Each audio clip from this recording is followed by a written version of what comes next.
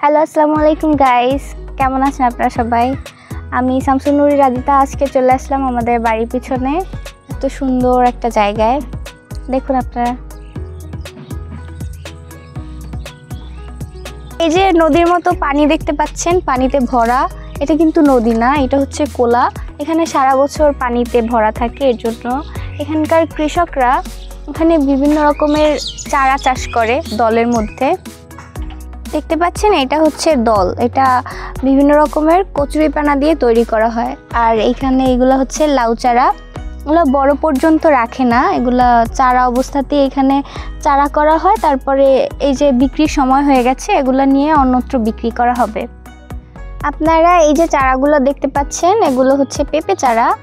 এগুলো এখনও অনেক ছোট, এগুলা বিক্রির মতো হয়ে ওঠে নাই, আরও বড় হবে এখানে, তারপরে এগুলো বিক্রি করা হবে। আর এই পাশে যে দেখতে পাচ্ছেন আপনারা এই চারাগুলো, এগুলো হচ্ছে কালো মরিচ চারা। এগুলো আরও বড় হবে, তখন এই পাতার কালার কালো হয়ে যাবে। এখন তো সবুজ ছোট অবস্থাতে। আর এই পাশে যে চারা দেখতে পাচ্ছেন, এটা হচ্ছে বেগুন চারা।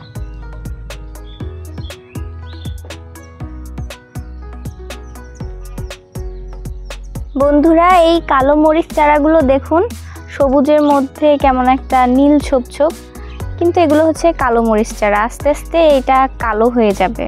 একটু কাছ থেকে দেখাও।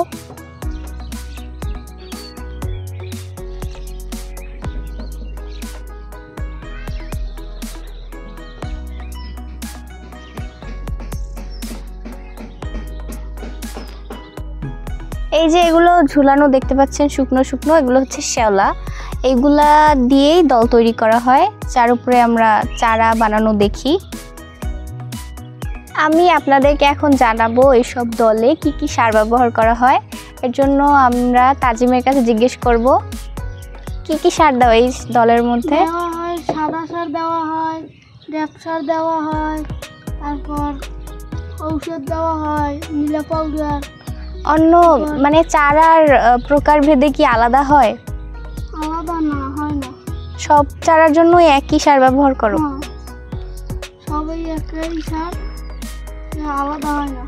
আর চারার উপর যদি কোনো পোকামাকড় পড়ে সেক্ষেত্রে? সেটা ঔষধ আছে, পোকা এক পদে পোকা আছে, যারা পাতা ফুটো ফুটো বানাই ফেলায়, এই ঔষধ দিলে পর আবার ঠিক হয়ে যায়, পোকা মরে যায়। তারপর আবার ঠিক হয়ে যায়। গাইজ, আপনাদেরকে এখন তাজিম দেখাবে কিভাবে এই দলগুলোকে প্রস্তুত করা হয়। এই যে কাকাকে দেখতে পাচ্ছেন, উনি হচ্ছে দল তৈরি করতেছে, ফেনা দিচ্ছে দলের উপরে। এর উপরেই মূলত চারাগুলো হয়, এটা না দিলে চারা হয় না। বন্ধুরা, এই যে এইগুলো দেখতে পাচ্ছেন, এগুলো হচ্ছে ধুন্দুলি বন। এগুলা দলের উপর দেওয়া হয়। দলের উপর প্রথমে কচুরিপানা, তারপরে এই ধুন্দুলি বন, এগুলা শুকিয়ে তারপর দলের উপর দেওয়া হয়। তার উপরে আবার ফেনা দেওয়া হয়, তারপরে চারা রোপণ করা হয়। হলো ভাসমান কৃষি। এর পুরো ভিডিওর মধ্যে স্টেপ বাই স্টেপ আপনারা দেখতে পেলেন কিভাবে ভাসমান কৃষি চাষ করা হয়, কিভাবে দলের উপরে চারা রোপণ করা হয়। পুরো পদ্ধতিটা আমরা বোঝানোর চেষ্টা করেছি।